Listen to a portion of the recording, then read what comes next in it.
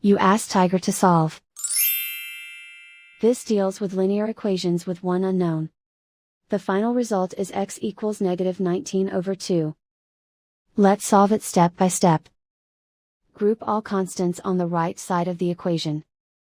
Subtract 38 from both sides. Simplify the arithmetic.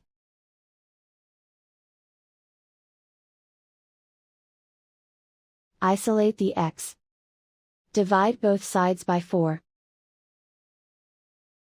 Simplify the fraction. Find the greatest common factor of the numerator and denominator. Factor out and cancel the greatest common factor. And so the final result is x equals -19/2.